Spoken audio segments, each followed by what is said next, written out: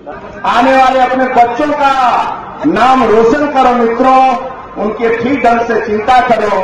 बहुत बहुत बधाई।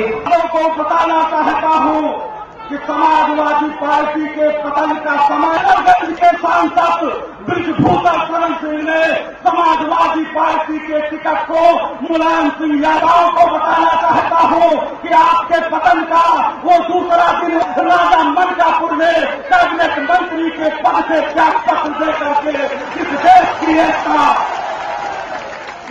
की एकता और अखंडता को बनाए। हमारे छोटे भाई और गोंडा से भारतीय जनता पार्टी के प्रत्याशी माननीय शीर्षवर्धन सिंह जी, प्रदेश महामंत्री हमारे परम मित्र आदरणीय देव सिंह जी, कटरा के आपके प्रिय विधायक हमारे छोटे भाई बाबा सिंह जी, हम लोगों के मार्गदर्शक गोंडा के पूर्व विधायक तुलसीदास राय चंदानी जी, विधान परिषद सदस्य पूर्व बड़े भाई सुभाष त्रिपाठी जी, भारतीय जनता पार्टी से तरफगंज से चुनाव लड़ चुके तरफगंज के ब्लॉक प्रमुख हमारे छोटे भाई प्रेमनाथ पांडे जी, करनालगंज से जो हमारा परम सहयोग कर रहे हैं भाई लाल साहब, डॉक्टर वीरेंद्र गोस्वामी जी, हिम्मत बहादुर सिंह जी, पूर्व मंत्री रमापति शास्त्री जी, शेख नारायण मिश्रा जी, रणविजय सिंह जी, कौशलेश सिंह जी, अमरीश सिंह जी, तो हिंदू और मुसलमान का भेद न पैदा होगा। भाइयों, जिनका इंतजार था वो Bharatiya Janata party Narendra Modi, Bharatiya Janata party Narendra Modi, Bharatiya Janata party Narendra Modi, बुलाने वाले की जय श्री राम, जय श्री राम, जय श्री राम, जय श्री राम। आपको दिला देना बगावत है, अगर सच्चाइयों का गीत गाना ही बगावत है तो हम भी एक बागी है, मेरा मजहब बगावत है, तो हम भी एक बागी है, मेरा मजहब बगावत है।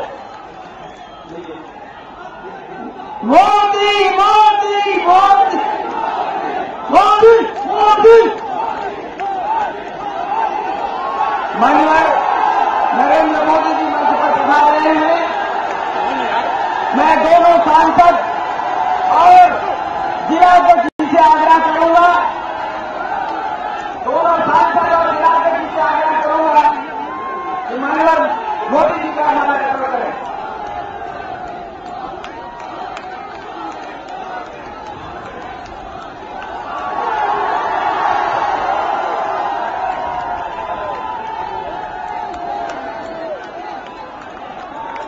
माननीय प्रदेश अध्यक्ष माननीय लक्ष्मीकांत वाजपेयी जी हमारे बीच में है। माता की मंच पर विराजमान भारतीय जनता पार्टी के प्रदेश अध्यक्ष श्रीमान लक्ष्मीकांत जी वाजपेयी इस चुनाव में केसरगंज के उम्मीदवार श्री भूषण जी, गोंडा के उम्मीदवार श्री कीर्तिवर्धन जी, मंच पर विराजमान सभी वरिष्ठ महानुभाव और विशाल संख्या में पधारे हुए भारत के भाग्य विधाता मेरे भाइयों और बहनों,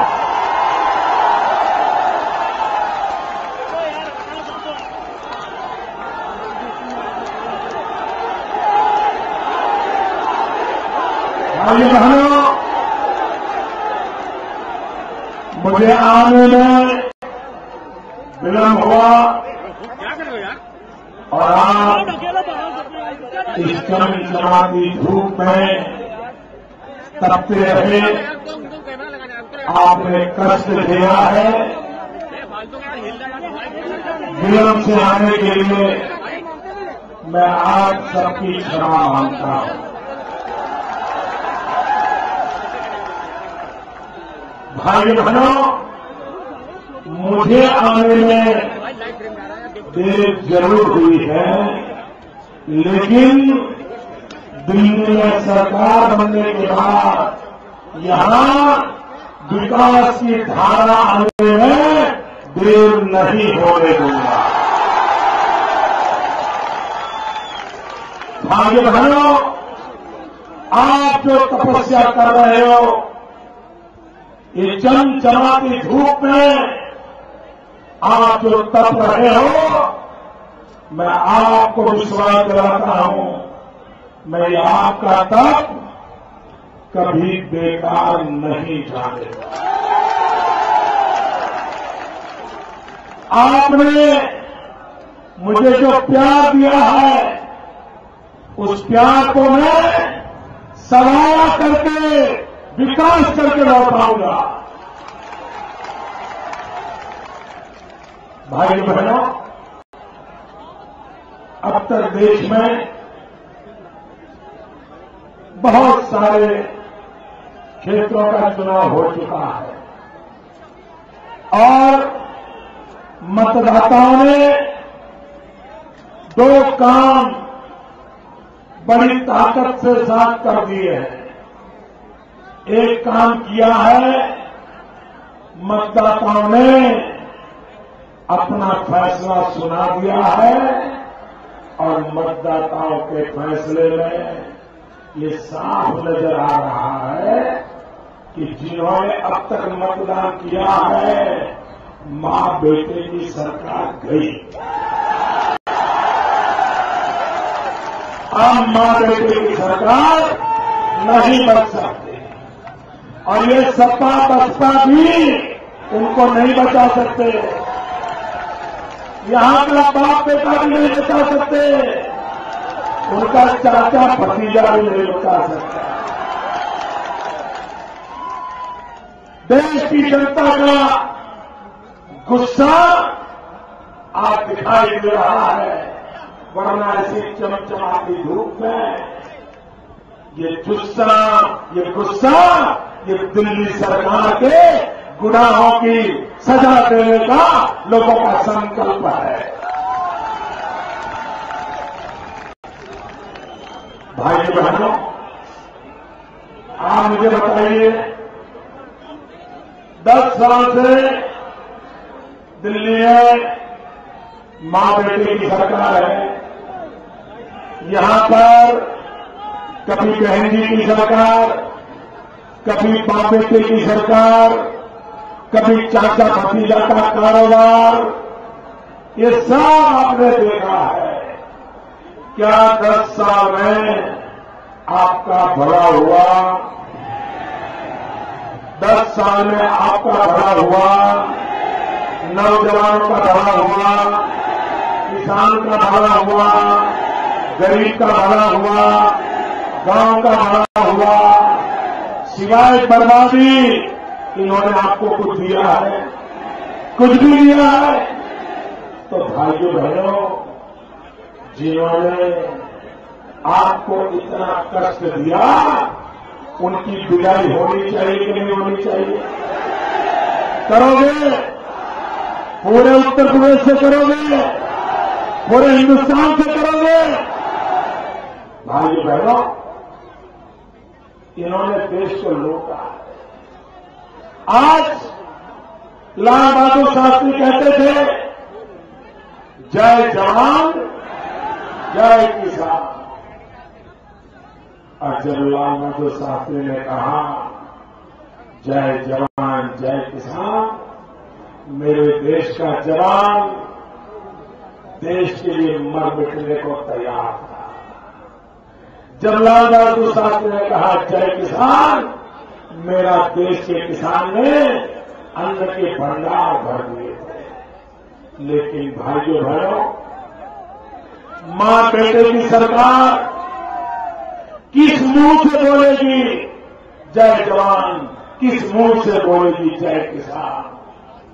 क्योंकि अगर पाकिस्तान की सेना हमारे जवानों के सर काट करके ले जाए, आतंकवादी हमारे जवानों को गोलियों से भून ले, माओवादी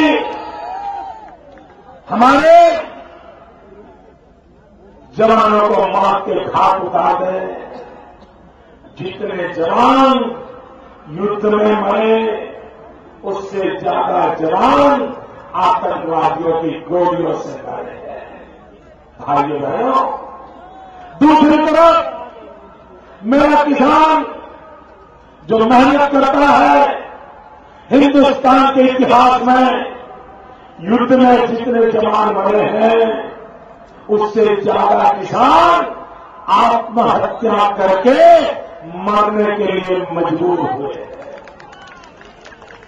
भाइयों बहनों, आपको हैरानी होगी, पिछले 10 साल में लाखों किसानों ने आत्महत्या करने पर मजबूर हुए। भाइयों बहनों, और इसलिए ये मां बेटे की सरकार का नारा जय जवान जय किसान नहीं, उनका तो नारा है मर जवान मर किसान। जिनके शासन में जवान को मरना है, किसान को मरना है, वो देश कभी बच नहीं सकता। भाइयों, वो देश कभी बच नहीं सकता। और इसलिए मैं कहने आया हूं, भाई बहनों,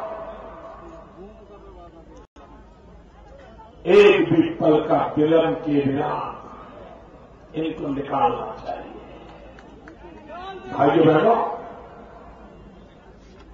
आप में से किसी ने अगर मुंबई नहीं देखा है तो मुंबई देखने जाता है। मुंबई देखने जाता है तो साथ में कैमरा ले जाता है, फोटो निकालता है, अपने दोस्तों को दिखाता है, देखो मैंने मुंबई देखी है, मैं मुंबई गया था, मैं मुंबई देख करके आया हूं। दिखाते कि नहीं दिखाते? फोटो निकालते कि नहीं निकालते? और कुछ लोग तो फोटो व्हाट्सएप पर भी भेज देते हैं ना। क्यों? मैंने मुंबई देखी है। जिसने मुंबई देखी नहीं उसको मुंबई देखने का मन करता है, कैमरा लेके जाता है। वैसे जिन्होंने गरीबी देखी नहीं ना, वो गरीब को देखने जाते हैं। और ये टीवी मीडिया वालों को लेकर के जाते हैं, क्योंकि हमारे राहुल भैया ने गरीबी देखी नहीं। वो सोने का चमक लेकर के पैदा हुए, उन्हें मालूम नहीं गरीबी क्या होती है, गरीब कहां होता है, गरीब कैसे रहता है, उन्हें मालूम नहीं। जैसे आपने मुंबई नहीं देखा तब तक आपको लगता है मुंबई कैसी होगी, उनको भी लगता है गरीब कैसा होता है। गरीब को 2 पैर होते ही नहीं होते हैं, गरीब को हाथ कितने होते हैं, गरीब को जुबान होती है नहीं होती है, गरीब को पेट होता है नहीं होता है, गरीब खाना खाता है नहीं खाता है। ये देखने के लिए वे टूरिज्म करते हैं, टूरिज्म, गरीब के घर जाने का टूरिज्म करते हैं। और कोई भी ऐसा लड़का हो उसको कोर्ट में बिठा देते हैं, फिर फोटो निकलवाते हैं, दुनिया भर को दिखाते हैं। और इतना ही नहीं, उस दिन उस बेचारे गरीब का सारा खाना खा जाते हैं। भाइयों बहनों, जो सोने का चम्मच लेके पैदा हुआ है उसे कहां पता होता है गरीबी क्या होती है। भाइयों, हमें मालूम है गरीबी क्या होती है। गरीब के घर में पैदा हुए हैं, गरीबी में जिए हैं, रेल के डिब्बे पर चाय बेच करके आज आपकी सेवा की। कांग्रेस के लोग मुझे गरीबी न सिखाए, हमें गरीबी न समझाए। गरीबों के लिए दर्द क्या होता है हमने तो झेला है। जब रात को चूल्हा नहीं जलता था, भूखा सोना पड़ता था, तो मां बेचारी रात रात रोती थी। वो आज भी सुनाई देता है। ये गरीबी हमने देखी। और इसीलिए तो भाई बहनों, मैं 4 बार से मुख्यमंत्री हूं और गुजरात जैसे सुखी राज्य का मुख्यमंत्री हूं, लेकिन एक सुखी राज्य का मुख्यमंत्री जो 4 बार मुख्यमंत्री बना है, जो गरीब मां की गोद से पैदा हुआ है, उसकी मां 90 साल की उम्र में कल जब वोट करने गई तो किराए के ऑटो रिक्शा में बैठ करके वोट करने गई। कौन कहता है चोरी करने की जरूरत है? कौन कहता है बेईमानी करने की जरूरत है? कौन कहता है भ्रष्टाचार करने की जरूरत है? भाई बहनों, इन्होंने देश को लूट लिया है, लूट लिया इन लोगों ने। और इसीलिए मैं कहना आया हूं भाई को, क्या देश को लूटने देना है? ताकत से बताओ देश को लूटने देना है? क्या मां बेटे की लूट चलने दे रही है? बाप बेटे की लूट चलने दे रही है? भाई भतीजे की लूट चलने दे रही है? अगर ये करना है भाइयों, सपा हो, बसपा हो, कांग्रेस हो, ये सारे लोग बंद कमरे में एक ही थाली में खाना खाते हैं, इकट्ठे होकर के लूट का माल बांटते हैं। ये लखनऊ में तो कुश्ती का नाटक करते हैं, दिल्ली में जाकर के दोस्ती करते हैं। लखनऊ में कुश्ती, दिल्ली में दोस्ती। ये सबका को जानो, सपा बसपा कांग्रेस को जानो, इनसे आपका भला नहीं होने वाला है। भाई बहनों, उत्तर प्रदेश का इलाका जहां का कोई परिवार ऐसा नहीं होगा जिसका कोई रिश्तेदार मेरे गुजरात में न रहता हो। रहते नहीं रहते भाइयों? रहते नहीं रहते हैं? कभी कोई शिकायत करते हैं? कोई शिकायत करते हैं? मैं उनकी देखभाल करता हूं कि नहीं करता हूं? अगर मैं उनकी देखभाल करता हूं तो आपकी करूंगा कि नहीं करूंगा? करूंगा कि नहीं करूंगा? तो फिर सेवा का मौका जरूर हो यार।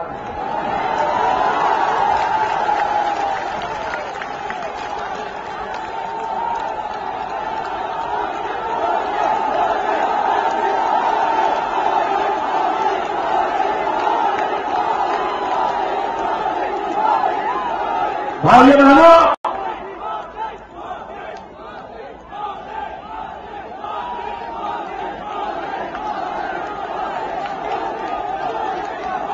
भाइयों बहनों, अटल बिहारी वाजपेयी का सपना था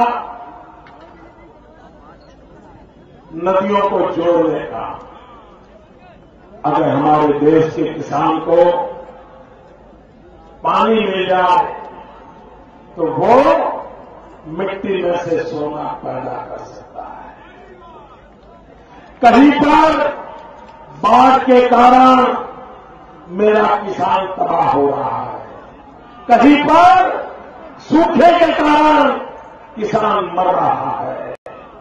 भाइयों बहनों, भारतीय जनता पार्टी ने अपने घोषणा पत्र में कहा है कि हम, जैसे अटल बिहारी वाजपेयी ने प्रधानमंत्री ग्राम सड़क योजना बनाई थी, वैसे हम प्रधानमंत्री कृषि सिंचाई योजना बनाएंगे। हर खेत को पानी पहुंचे, ये काम हम हाथ में लेने वाले हैं। उसके लिए मुझे आपका आशीर्वाद चाहिए। भाइयों बहनों, मैंने गुजरात में एक बहुत बड़ा काम लिया है। मैं आज भी मानता हूं, अगर सरदार वल्लभ भाई पटेल देश के पहले प्रधानमंत्री हुए होते तो देश की ये दुर्दशा न हुई होती। भाइयों बहनों, एक परिवार में सरदार पटेल का नाम और निशान मिटाने के लिए कोई मौका नहीं छोड़ा है। अगर सरदार साहब न होते तो आज ये हमारा हिंदुस्तान जो एक दिखता है वो नहीं दिखता। भाइयों बहनों, अगर सरदार वल्लभ भाई पटेल देश के पहले प्रधानमंत्री होते तो कश्मीर की आज जो समस्या है उस समस्या का नामो निशान न होता। लेकिन एक परिवार में एक किसान के बेटे को भारत का प्रधानमंत्री नहीं बनने दिया और देश के किसानों का बर्बाद कर दिया। मैं यहां पर कुछ ये परिवार के भक्त हैं, एक ही परिवार की आरती उतारने में लगे हैं और दिन रात मुझे गाली दिए बिना उनको नींद नहीं आती है। मैं हैरान हूं, ऐसे कैसे इंसान मंत्री बन गए जिसको डिक्शनरी में गाली के सिवा कोई शब्द ही नहीं। अब भारत सरकार में मंत्री है और एक दिन लोगों ने कहा कि भाई केंद्र के एक मंत्री का अपंग लोगों को, अपाहिज लोगों को ट्राइसिकल के देने में 70 लाख का घोटाला किया है। तो ये आपके मंत्री क्या बोले? वो बोले नहीं, ऐसा नहीं हो सकता। 70 लाख वाला तो हमारा मंत्री नहीं हो सकता, 70 करोड़ का होता तो मैं मान लेता। ये कैसे लोग हैं? शर्म नाम की कोई चीज बची है क्या भाई? बची है क्या? भाइयों बहनों, इन्होंने 60 साल तक सरदार वल्लभ भाई पटेल का अपमानित किया है और यहां पर जो भाई है मैं उनको विशेष रूप से आग्रह करना चाहता हूं, पूर्वी उत्तर प्रदेश के लोगों से आग्रह करना चाहता हूं।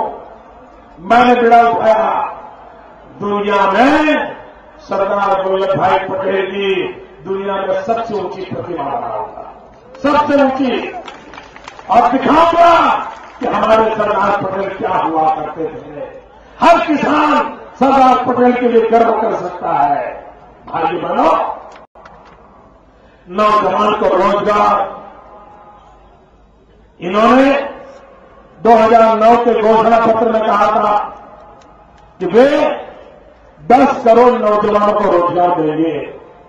यहां कोई है जिसको दिल्ली सरकार ने रोजगार दिया हो? कोई है जिसे दिल्ली सरकार ने रोजगार दिया हो? आपके परिवार में किसी को, आपके गांव में किसी को? उन्होंने आपसे धोखा किया कि नहीं किया? वादा तोड़ा कि नहीं तोड़ा? आप नाता तोड़ोगे? भाइयों बहनों, अटल जी की सरकार 6 साल रही थी। 6 साल में 6.5 करोड़ नौजवानों को रोजगार दिया था। भाइयों बहनों, मां बेटे की सरकार 10 साल से बैठी है और 1.5 करोड़ नौजवानों को रोजगार नहीं दे पाए। ये आपके साथ धोखा हुआ है कि नहीं हुआ है? मेरे नौजवानों, ये कांग्रेस पार्टी को, यूपीए को, सपा बसपा को अब भाइयों बहनों ये देश पर बोझ बन गए हैं। आप मुझे बताइए, दिल्ली में कैसी सरकार चाहिए? पूरी ताकत से बताइए, दिल्ली में कैसी सरकार चाहिए? ऐसे नहीं, पूरा आवाज चाहिए मुझे, दिल्ली में कैसी सरकार चाहिए?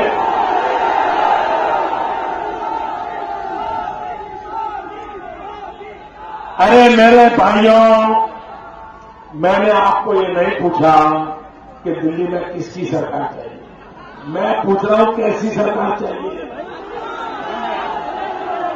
क्या दिल्ली में बीड़ी वाली सरकार चलेगी? मरी पड़ी सरकार चलेगी? अस्पताल में बढ़ रही सरकार चलेगी? मां बेटे को ऑक्सीजन पर चलने वाली सरकार चलेगी? रिमोट कंट्रोल से चलने वाली सरकार चलेगी? भाइयों बहनों, देश को मजबूत सरकार चाहिए। आप मुझे बताइए, अगर एक गाड़ी कीचड़ में फंसी हो तो ड्राइवर भी धक्का मार के निकाल सकता है ना? जरा ज्यादा कीचड़ हो तो पैसेंजर उतर के धक्का मारे तो गाड़ी निकल जाती है। लेकिन गाड़ी अगर गहरी खाई में पड़ी हो तो मेहनत ज्यादा लगती है ना, ताकत ज्यादा लगती है, नहीं लगती है? भाई बहनों, हिंदुस्तान की गाड़ी गहरी खाई में पड़ी है, उसको निकालना है तो मजबूत सरकार चाहिए। मुझे 300 कमल की सरकार बनानी है। 300 कमल चाहिए मुझे। उत्तर प्रदेश से एक कमल चाहिए, केसरगंज से भी चाहिए, गौड़ा से भी चाहिए, हर इलाके से कमल चाहिए। आप मुझे मजबूत सरकार दीजिए, मैं आपको मजबूत हिंदुस्तान दूंगा।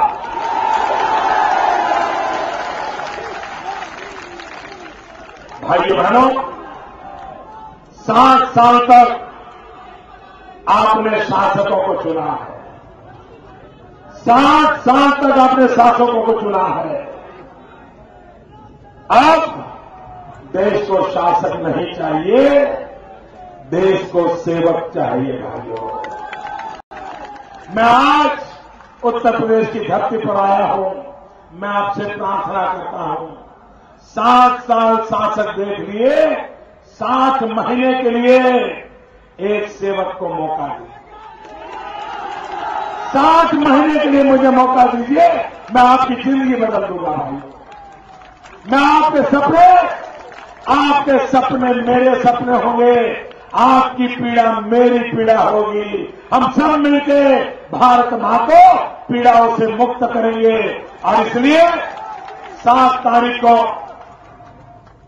भारी मतदान करें, कमल के निशान पर बटन दबाए, भारतीय जनता पार्टी को विजयी बनाए। भारत माता की, भारत माता की, भारत माता की।